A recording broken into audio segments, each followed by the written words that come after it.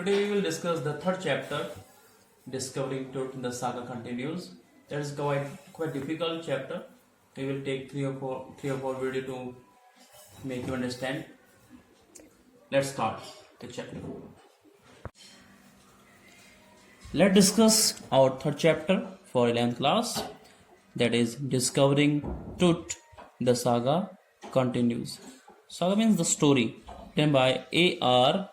Williams, as you can see in the video. This is quite different kind of chapter. We have never heard or read this kind of things. So you have to be little careful. Let's start. He was just a teenager when he died. तो यहाँ हम एक king के बारे में बात कर रहे हैं, जो मिस्र का एक फेरो था, उसकी हम बात कर रहे हैं कि he was just teenager when he died. जब इस व्यक्ति की मृत्यु हुई, डेथ हुई, तो वो एक टीनेजर था.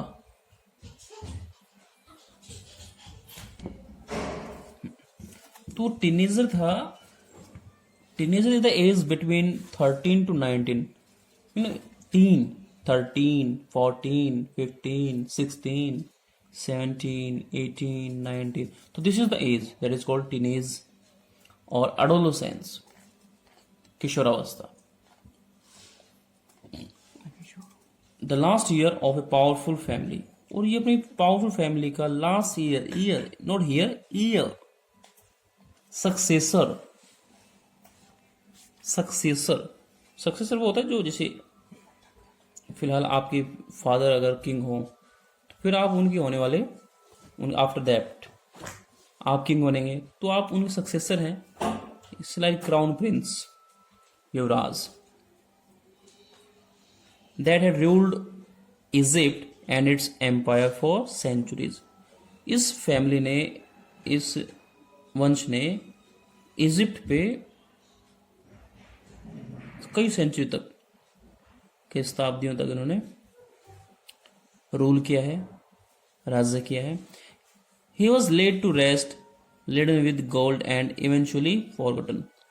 तो after death he was laid to rest, आराम करने उसे लिटा दिया गया कॉफिन में. लेडन विद गोल्ड, और उन्हें लेडन किया गया था, लॉर्ड विद.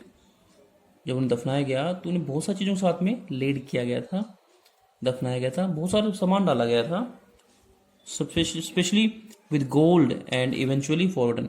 सोने से बने बहुत सारे आर्टिफैक्ट्स, बहुत सारी चीज़ें उस पर डाल दी गई थी, बर्डन कर दिया गया था, और इवेंचुअली, फाइनली सब लोग उसे भूल गए. Since the discovery of his tomb in 1922 the modern world had speculate about what happened to him. और जब उसकी डिस्कवरी हुई, उसकी टॉम की डिस्कवरी हुई, खोज की गई 1922 में, तो modern world was full of speculations. उसने स्पेकुलेट किया, गैस की, अनुमान लगाया about what happened to him, कि उसकी मौत कैसे हुई, क्या हुआ होगा उसको. with murder being the most extreme possibility, क्योंकि टीनेज में एक्सपायर होने का मीनिंग है कि कहीं उसका मर्डर तो नहीं किया गया, he was killed, ये ज़्यादा संभावना थी वहां पे. now leaving his tomb for the first time in almost 80 years, जो 80 सालों बाद वो पहली बार में टॉम से बाहर निकाला गया था. टूट has undergone A CT scan that offers new clues about his death, life and death. तो यहां पे टूट का सीटी स्कैन किया गया. उस प्रोसीजर से उसको गुजरना पड़ा, स्कैन करना पड़ा, और इस स्कैन से कुछ एक न्यू क्लूज, कुछ एक हिंट्स मिली about his life and death. उसके जीवन के बारे में और उसके मौत के बारे में कुछ एक हिंट्स, कुछ एक चीज़ें यहाँ पे पता चली. And provides precise data for an accurate forensic reconstruction. और ये जो सीटी स्कैन है इसने प्रोवाइड करवाया प्रिसाइज, ब्रीफ, संक्षिप्त, data for an accurate, exact forensic reconstruction of the boy's pharaoh. Pharaoh is a title adopted by king of Egypt. तो forensic reconstruction के लिए बहुत सारी चीज़ें यहाँ पे डेटा मिल जाते हैं। Forensic is a science related to dead ones और रिलेटेड टू क्राइम से रिलेटेड जो भी साइंस है उसे हम फोरेंसिक साइंस बोलते हैं। Those who take care of evidences, dead body and what happen afterwards. तो एक फोरेंसिक रिकंस्ट्रक्शन एक प्रोसीजर है जिसमें जो मरे हुए हैं सालों पहले उनके डेड बॉडी मिलते हैं, स्केलेटन मिलते हैं, तो उनसे उनको दोबारा से कंस्ट्रक्ट किया जाता है, उनकी शेप ली जाती है कि कैसे वो दिखते होंगे। You may turn the page. An angry wind stirred up ghostly dust devils as King Tut was taken from his resting place in the ancient Egyptian cemetery known as the Valley of the Kings. जैसे ही उसकी body को जो Egyptian symmetry है जहाँ पे royal family के लोग बरी किए जाते हैं, वो इजिप्ट के जो रॉयल लोग हैं वो इजिप्शियन सिमेट्री हुई, जिसका नाम दिया गया वैली ऑफ द किंग्स, क्योंकि किंग्स से रिलेटेड ही लोग वहाँ पे थे, शाही लोग ही वहाँ पे दफनाए जाते थे, लाइक दैट।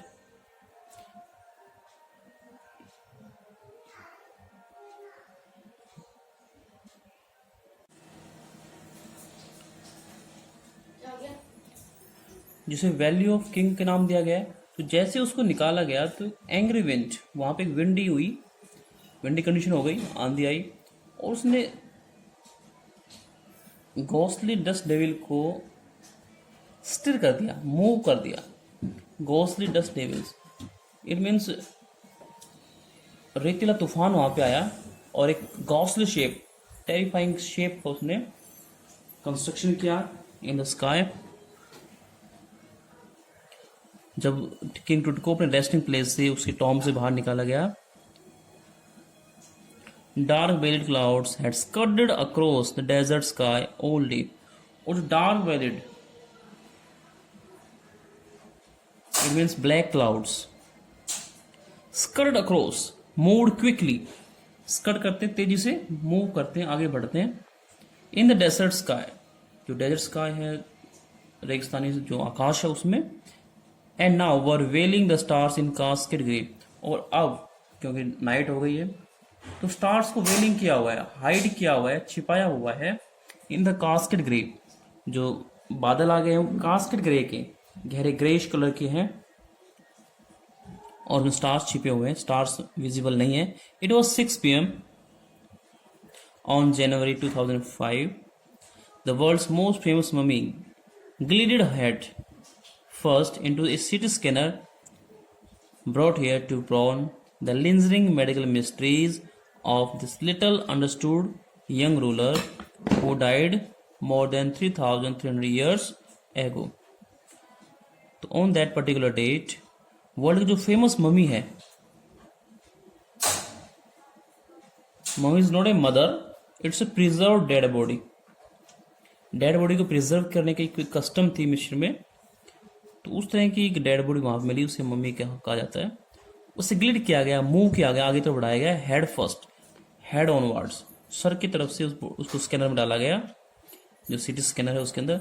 और ये सीटी स्कैनर ब्रॉड किया गया था, लाया गया specially to probe to investigate, छानबीन करना, द लिंजरिंग मेडिकल मिस्ट्रीज, जो lingering pending for long time, जो लंबे समय से पेंडिंग है, उन मेडिकल मिस्ट्रीज को सॉल्व करने के लिए, of this little understood young ruler. और इस यंग रूलर जो कि बहुत छोटी उम्र में मृत्यु को प्राप्त हो गया, तो उसके बारे में जानकारी प्राप्त करने के लिए ये स्कैनिंग की जा रही है, जो कि लगभग 3300 वर्ष पहले एक्सपायर हुआ होगा, डेड हुआ होगा। All afternoon the usual line of tourist from around the world had descended into the cramp rock cut tomb some 26 feet underground to pay their respect. तो ऑन दैट पर्टिकुलर डे जो tourist थे उनकी एक usual line बनी हुई है, लंबी line लगी हुई है, और वो डिसेंड करते हैं, कम डाउन, नीचे जाते हैं, इनटू द क्रैम्प, नैरो, संकरा सा, बहुत ही जो लिटिल वाइड है, कम वाइड है, उस रॉक का टॉम को देखने के लिए रॉक को काट करके टॉम बनाई गई है, टॉम निकाली गई है लगभग 26 फीट अंडरग्राउंड से, टू पे देयर रिस्पेक्ट, अपना सम्मान व्यक्त करने के लिए ये टूरिस्ट आ रहे हैं. They gaze at the murals on the walls of the burial chamber and peered at its gilded face. तो ये लोग क्या गेज करते हैं, क्या लुक फिक्सडली करते हैं, टकटके लगा के देखते हैं. Murals, pictures on the wall, जो भित्ति चित्र होते हैं, दीवारों में जो चित्र बने होते हैं, पेंटिंग्स बनी होती हैं ऑफ एंशिएंट टाइम, उन्हें मुराल्स बोलते हैं. तो उन वॉल्स को देखा. जो बरियल चैम्बर है, जिस रूम के अंदर इसको बरी किया गया था, उस चैम्बर को चेक किया उन्होंने. एंड पियर्ड एट, और झांक करके देखते हैं लोग, at its guild face out of eagerness, बहुत उत्सुक होकर के. वो जो गिल्ड फेस है, चेहरा बिल्कुल स्वर्णिम है, सोने से बना हुआ है, पेस्टिंग है उसके ऊपर. The most striking feature of his mummy shaped outer coffin lid, और जो सबसे स्ट्राइकिंग, सबसे एक्साइटिंग जो फीचर थी, विशेषता थी, वो मम्मी का mummy shaped outer coffin lid, बिल्कुल मम्मी की ही शेप का, उस डेड बॉडी की ही शेप का जो उसका आउटर कॉफिन लिड है, जो लिड है कॉफिन का, उसके ऊपर भी मम्मी की शेप बनी हुई है. Some visitors read from guide books in a whisper, और कुछ विजिटर्स अपनी जो गाइड बुक है, जो रिटर्न मटेरियल है, उससे पढ़ रहे हैं और विस्परिंग कर रहे हैं, हल्की कानाफूसी कर रहे हैं लोग. अदर स्टूड साइलेंटली, बाकी कुछ टूरिस्ट साइलेंटली खड़े हुए हैं. Perhaps pondering Toots untimely death, कि शायद ये टूट्स की untimely death before time, unnatural death के बारे में डिस्कस कर रहे हो. इन हिज लेट टीन्स, जो भी लेट टीन्स में यानी अडोलसेंस की एज में एक्सपायर होता है. और wondering with a shiver if the pharaoh's curse, और कुछ लोग वंडरिंग कर रहे हैं, सरप्राइज हो रहे हैं, हैरान हो रहे हैं, और कुछ लोग कांप रहे हैं. किस वजह से? फेरोज कर्स, कि अगर फेरो का कर्स, जो कि टॉम के बाहर लिखा हुआ है, टू टेरिफाई द पीपल, लोगों को डराने के लिए, अगर वो कर्स कम्स ट्रू, सच हो जाता है, डेथ और misfortune following upon those who disturb him was really true, तो जो कर्स था कि जो लोग उसे डिस्टर्ब करेंगे, उन पे मिसफॉर्चून, एडवर्सिटी आ जाएगी, दुर्भाग्य का साया आ जाएगा, क्या वो, या उनकी मौत हो जाएगी. क्या ये बात सच्ची है? क्या ये बात सही है? अगर ऐसा हुआ तो क्या होगा? The mummy is in very bad condition because of what Carter did in 1920, said Jahi Hawass, Secretary General of Egypt's Supreme Council of Antiquities. जही हवास, जो कि इजिप्ट की जो सेक्रेटरी जनरल था, जो सुप्रीम काउंसिल है एंटिक्विटीज की, उसका सेक्रेटरी था. Antiquities ancient thing that are antique, जो सबसे अलग हैं, उन सब को डिस्कस करने वाला, उनसे में रिसर्च करने के लिए जो सेक्रेटरी बनाया गया, वो जही आवास को बनाया गया था.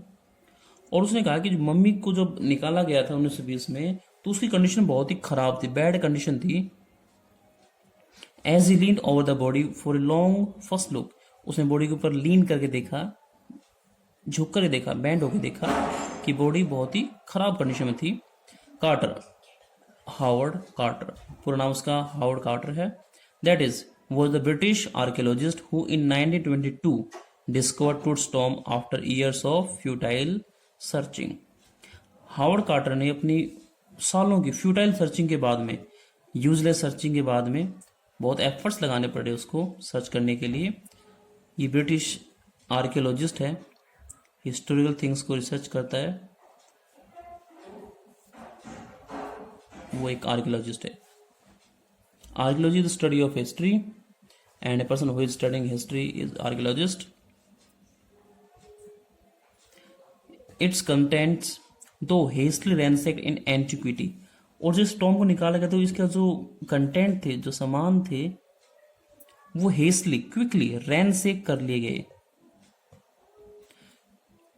रैनसेक, टेकन अवे, और युग में से वर स्टोलन इन एंटिक्विटी, एंशिएंट थिंग्स को मान करके, उनकी प्राइस वैल्यू को समझ करके, उन लोगों ने, जो भी लोग वहां पे इन्वॉल्व थे उन्होंने उसको रैंसैक कर लिया, एक प्रकार से लूट लिया।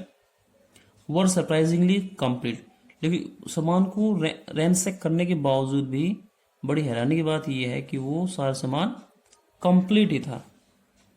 इतना बड़ा वहां पे ट्रेजर था कि लूटने के बाद भी कोई फर्क नहीं पड़ा उस पर। They remain the richest royal collection ever found and have become part of the Feroz legend. और ये रिचेस्ट कलेक्शन थी किसी भी रॉयल फैमिली के साथ भी मिलने वाली। इससे पहले भी बहुत बार कलेक्शन मिली, ट्रेजर मिले, लेकिन ये रिचेस्ट था, बहुत रिच ट्रेजर था यहाँ पे। और ये अब फेरोज की लीजेंड के साथ में ऐड हो गया, स्टोरी के साथ में ऐड हो गया है। स्टर्निंग आर्टिफैक्ट्स इन गोल्ड, और बड़े ही extraordinary exciting artifacts, things of importance made in ancient time with human skill in gold. सोने से बने हुए बहुत ही अच्छे अच्छे आर्टिकल्स जिसमें अच्छी कटिंग के साथ में डिजाइन्स बनाए गए थे। Their eternal brilliance meant to guarantee resurrection, और इनकी जो इटरनल ब्रिलियंस थी, जो शाइन थी, गोल्ड की जो इटरनल ब्रिलियंस है, जो शाइन है, चमक है, वो गारंटी थी डिस्ट्रक्शन। डिस्ट्रक्शन होता है rising from the death. At the time of truth they had the belief that they can take rebirth. पुनर्जन्म पे भी उनका विश्वास था, इसलिए रिस्ट्रक्शन लिखा है कि जो किंग है वो अपने डेथ से उठ करके आएगा, इनकारनेशन उसका होगा। Caused A sensation eight the time of the discovery, discovery समय पे इसने एक सेंसेशन मचा दी, एक्साइटमेंट क्रिएट की। And still get the most attention, और बहुत अधिक उसकी तरफ अटेंशन किया गया, अटेंशन पे की गई। But truth was also bird with everyday things he would want in the after life. Truth को उन सब चीजों के साथ दफनाया गया, लेडन किया गया, जो एवरीथिंग यूज में, जो यूजुअल कमोडिटीज होती हैं जिसकी उसे मौत के बाद में जरूरत पड़ेगी। इनका ऐसा बिलीफ है कि he would need these things after his death also. तो आफ्टर लाइफ, आफ्टर डेथ की हम बात करेंगे, उन्हें जो सामान चाहिए थे, like board games, may be carrom, may be chess, may be something else, a bronze razor, linen undergarments, undergarments भी पुटअप किए गए वहां पे। Cases of food and wine, खाने के डब्बे और वाइन भी वहां पे रखी गई थी for his requirements. After months of carefully recording the pharaoh's funerary treasure, funerary related to dead body, treasure खजाना होता है, शव से संबंधित जो खजाना था उसको रिकॉर्ड किया केयरफुली फॉर मंथ्स, कई महीने तक। Carter began investigating his 3 nested coffin, उसके बाद में कार्टर ने उसके जो 3 nested box within box की हम बात करें, एक के अंदर एक जो बॉक्स डाल दी जाती है उसे नेस्टेड बोलते हैं, उनको उतारना शुरू किया। Opening the first he found a shroud, जो पहले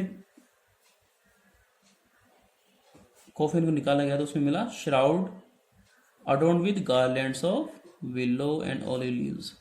एक श्राउड मिला, कफन जिसे बोलते हैं, कवरिंग ऑफ डेड बॉडी होती है, और वो अडोर्न्ड है, डेकोरेटेड है with garlands of willow, willow की गार्लैंड्स हैं, ऑलिव लीव्स की गार्लैंड्स वहां पे हैं, जैतून और सफेदे की यहाँ पे मालाएं बनाई हुई हैं। वाइल्ड सिलरी, और जो सिलरी है grass like plant, lotus petals, कमल की पंखुड़ियां, एंड कॉर्नफ्लावर्स, कॉर्नफ्लावर्स भी वहां पे रखा गया है, मक्का भी रखा गया है। The faded evidence of a burial in March और अप्रैल, और ये एक फेडेड हल्का सा एक सिंबलाइज करता है कि जो बरियल थी वो मस्ट बी इन मार्च और अप्रैल होनी चाहिए। दफनाने का जो प्रोसेस था वो मार्च अप्रैल में किया गया अकॉर्डिंग टू द जो कॉर्नफ्लावर की ग्रोथ है, ग्रोथ टाइम होता है वो। When he finally reach the mummy दो ही रैन इनटू ट्रबल, और जब वो मम्मी तक पहुंचा तो तीनों कॉफिन्स निकालने के बाद ही रैन इनटू ट्रबल, मुश्किल में वो फंस जाता है। The ritual resin had harden cementing to the bottom of his gold solid gold coffin, जो रिचुअल रेजिन थी related to rituals, traditions, customs, जो रेजिन यूज करते हैं, जो स्टिकी सब्सटेंस यूज किया जाता है, वो हार्डन हो गया, सख्त हो गया था, और उसने टूट की बॉडी को, जो सॉलिड गोल्ड कॉफिन है, उससे सीमेंट कर दिया, पक्का कर दिया, उसको चिपका दिया, बॉडी कनेक्ट हो गई बॉटम से. No amount of legitimate force could move them, Carter wrote later. What was to be done. और यहाँ पे कार्टर कहता है कि कोई भी लेजिटिमेट, कोई भी लीगल फोर्स उसे इससे जुदा नहीं कर सकती थी, इस कॉफिन से अलग नहीं कर पा रही थी. और कार्टर ने बाद में लिखा है कि what was to be done, कि क्या किया जाए, उसको काटने के लिए, उसको अलग करने के लिए क्या किया जा सकता है. That's all for today. We will discuss the remaining chapter in our next video.